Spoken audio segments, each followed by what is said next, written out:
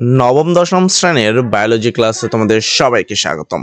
আজকে আমরা জীববিজ্ঞানের এই দ্বিতীয় অধ্যায়ের যে টপিকটা শুরু করব সেটা হলো প্রোটোপ্লাজম থেকে শুরু করব এবং প্রোটোপ্লাজম থেকে আমাদের কি কি পড়তে হবে, কোষ ঝিল্লি থেকে কি কি পড়তে হবে, সেই সকল টপিকগুলো কিন্তু আমাদের হ্যান্ডনোট ক্লাসে রয়েছে। দেখো, প্রোটোপ্লাজম থেকে মূলত তোমাকে এই তিনটে টপিক পড়তে হবে পুরো বই থেকে, বা যতগুলো লাইন ছিল প্রায় 2 পেজ, সেখান থেকে আমরা এতটুকু তোমাদের জন্য রেখেছি। ফার্স্ট প্রশ্ন হলো, কোষের ভিতরে যে অর্ধস্বচ্ছ থকথকে জেলির মতো বস্তু থাকে তাকে প্রোটোপ্লাজম বলে। নাম্বার 1, প্রোটোপ্লাজম কাকে বলে। তারপর নাম্বার 2, কোষ ঝিল্লি এবং তা দিয়ে ঘেরা সবকিছুই প্রোটোপ্লাজমের অংশ।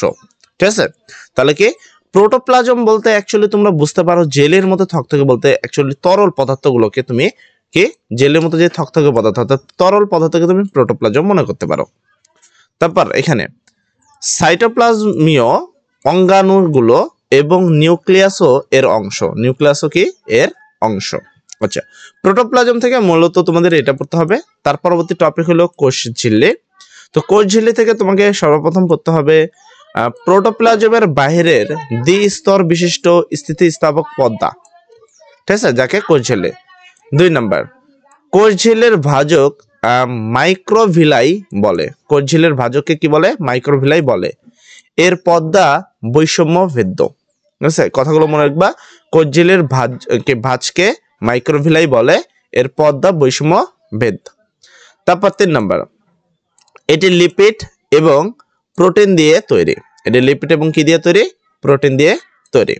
এবার আসি প্রোটোপ্লাজমের কাজ কি, কোষ ঝিল্লির কাজ কি। কোষ ঝিল্লির কাজ, তো কোষ ঝিল্লির কি কি কাজ হতে পারে সেগুলো আমাদেরকে একটু জানতে হবে।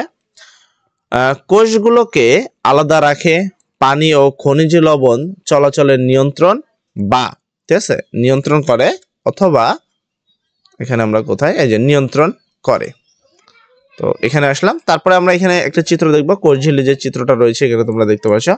তো এখানে এটাকে আমরা কোষ ঝিল্লি বলি। কোষ ঝিল্লির এই যে ভাঁজগুলোকে রয়েছে, তো আমি প্রথমে বললাম যে ভাঁজগুলোকে বলা হয় মাইক্রোভিলাই। আর এই যে এখানে যেটা রয়েছে সেটা হলো আন্তঃকোষীয় স্থান। ঠিক আছে, তো এই বিষয়টা তোমাকে জানতে হবে। আর পরবর্তী টপিক হলো মাইটোকন্ড্রিয়া, যেটা তোমাদের অনেক ইম্পর্টেন্ট। সাইটোপ্লাজমিক অঙ্গাণু। সাইটোপ্লাজমিক অঙ্গাণু থেকে কি কি পড়তে হবে? প্রথম, প্রোটোপ্লাজম থেকে নিউক্লিয়াস সরিয়ে নিলে যে জেলের মতো বস্তুটি থাকে যায় তাই হলো সাইটোপ্লাজম। ঠিক আছে, তাহলে প্রোটোপ্লাজম থেকে যদি নিউক্লিয়াস সরিয়ে নাও তাহলে যে জেলের মতো যে জাস্ট পানির মতো যে পদার্থটা থাকে সেটাকে আমরা কি বলি? সাইটোপ্লাজম। তারপরে 2, সাইটোপ্লাজমের অঙ্গাণুগুলোর কাজ আলাদা হলেও এরা একে অপরের উপর নির্ভরশীল। 3, এর অঙ্গাণুগুলো 2 ধরনের, ঝিল্লিযুক্ত ও ঝিল্লিবিহীন। তারপর ঝিল্লিযুক্ত সাইটোপ্লাজমিক অঙ্গাণু কোনগুলোর মধ্যে ঝিল্লিযুক্ত বা ঝিল্লি রয়েছে? সর্বপ্রথম আসবে হলো মাইটোকন্ড্রিয়া, যেটা তোমাদের খুবই ইম্পর্টেন্ট এবং মাইটোকন্ড্রিয়া থেকে প্রচুর পরিমাণে প্রশ্ন আসে যে মাইটোকন্ড্রিয়াকে greenhouse gas powerhouse বলা হয় কেন? এটা একটা অবভিয়াস ইম্পর্টেন্ট প্রশ্ন। মাইটোকন্ড্রিয়া যেটা আছে এটা আবিষ্কারক হলো বেন্ডা। ঠিক আছে, বেন্ডা 1898 সালে এই মাইটোকন্ড্রিয়া আবিষ্কার করেন সর্বপ্রথম। মাইটোকন্ড্রিয়াকে পাওয়ার হাউস বলা হয়। মাইটোকন্ড্রিয়াকে কি বলা হয়? পাওয়ার হাউস বলা হয়। নাম্বার 2, এর প্রধান কাজ জীবের শোষণ কার্যে সহায়তা করা। 3, শোষণের দ্বিতীয় ধাপে অর্থাৎ হলো কেবাস চক্র এর বিক্রিয়াগুলো এখানেই সংঘটিত হয়। তো বিষয়গুলো ভালো করে জানবা। এই যে মাইটোকন্ড্রিয়াটা আকাশিক বা সর্বপ্রথম মাইটোকন্ড্রিয়ার বাইরের স্তরকে বলা হয় ঝিল্লি। মাইটোকন্ড্রিয়ার যে ভিতরে যে থাকে ভাঁজ থাকে যাকে বলা হয় ক্রিস্টি, বা তোমরা হয়তো ভালো দেখতে পারছো না, পিডিএফটা ভালোভাবে দেখা যাচ্ছে না। তারপর মাইটোকন্ড্রিয়ার মাঝখানে যে এটা থাকে, ঠিক আছে, এটাকে বলা হয় দেখো অক্সিজম। এই যে ছোট ছোট যে দাগগুলো থাকে বা ফোঁটাগুলো থাকে এরকম এরকম এরকম, ঠিক আছে, তো এটাকে বলা হয় কিস্টে। এবং ভিতরে যে তরল পদার্থগুলো থাকে যাকে বলা হয় ম্যাট্রিক্স। তো অবশ্যই মাইটোকন্ড্রিয়া বিষয়ে তোমাকে ভালো করে জানতে হবে। চিত্র মাইটোকন্ড্রিয়া এবং লম্বচ্ছেদ, এটা হলো মাইটোকন্ড্রিয়া, এটা তার লম্বচ্ছেদ। এরপর টপিক হলো প্লাস্টিড। আমরা এখানে সবকিছুর ইম্পর্টেন্ট টপিকগুলো নিয়ে কথা বলছি, দেন আমরা এইখান থেকে কি ধরনের প্রশ্ন আসে সকল বিষয়গুলো নিয়ে আবার কথা বলবো। প্লাস্টিড উদ্ভিদ কোষের একটি গুরুত্বপূর্ণ অঙ্গাণু যা প্রাণী কোষে থাকে না। প্লাস্টিড উদ্ভিদ কোষের গুরুত্বপূর্ণ, তবে প্রাণী কোষে এটা থাকে না। প্লাস্টিড এর প্রধান কাজ খাদ্য প্রস্তুত করা, খাদ্য সঞ্চয় করা এবং উদ্ভিদ দেহকে বর্ণময় এবং আকর্ষণীয় করে পরাগায়নের সহায়তা করা। এটা হলো প্লাস্টিডের কাজ। প্লাস্টিড 3 ধরনের হয়, ক্লোরোপ্লাস্ট, ক্রোমোপ্লাস্ট, নিউক্রোপ্লাস্ট। ঠিক আছে, প্লাস্টিড কত ধরনের হয়? 3 ধরনের। ক্রোমোপ্লাস্ট, আচ্ছা প্রথম হলো ক্লোরোপ্লাস্ট। এটা হলো সিম্পাই তিনি আবিষ্কার করেছেন 1886 সালে। ক্লোরোপ্লাস্ট হলো সবুজ রঙের প্লাস্টিডকে ক্লোরোপ্লাস্ট বলে। সবুজ রঙের প্লাস্টিডকে ক্লোরোপ্লাস্ট বলে। এতে ক্লোরোফিল থাকে বিধায় এর কি রং সবুজ দেখায়। দেন তোমরা এরকম একটা চিত্র রয়েছে, তো চিত্রটা এখানে হয়তো ভালো বোঝা যাচ্ছে না, তোমরা এটা বই থেকে মুখস্থ করবা এবং ফুল লেবেলিংটা মুখস্থ করবা। যেমন বাইরে এটাকে তরল পদার্থকে বলা হয় ম্যাট্রিক্স, তারপর বাইরের স্তরকে বলা হয় বহিঃস্তর, ভিতরের স্তরকে বলা হয় অন্তঃস্তর।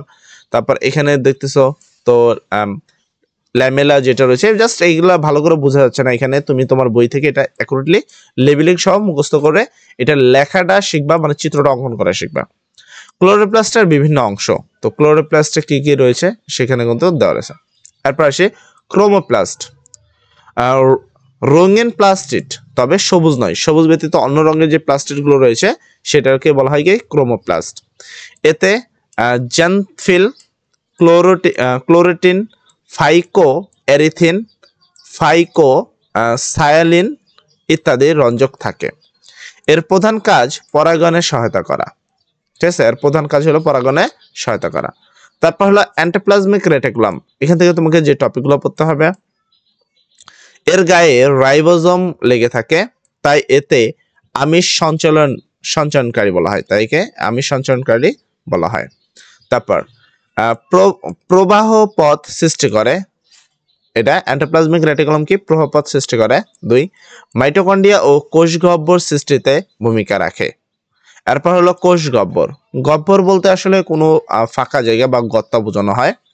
তো কোষের মধ্যে যে গর্তগুলো থাকে তাকেই বলা হয় কোষ গহ্বর নরমাল ভাবে। তো এবার আমরা বলি বৃহৎ উদ্ভিদ কোষের বৈশিষ্ট্য হলো কোষ গহ্বর প্রাণী কোষে থাকে না, থাকলেও খুবই ছোট আকৃতির হয়। তারপর 2 প্রধানত কোষ রস ধারণ করে। কোষ গহ্বরগুলো কোষ রস বা যেই কোষের থেকে যেই ধরনের পানি বা তরল পদার্থ বের হয় যেটাকে কোষ রস বলে তার কথা বলা হচ্ছে।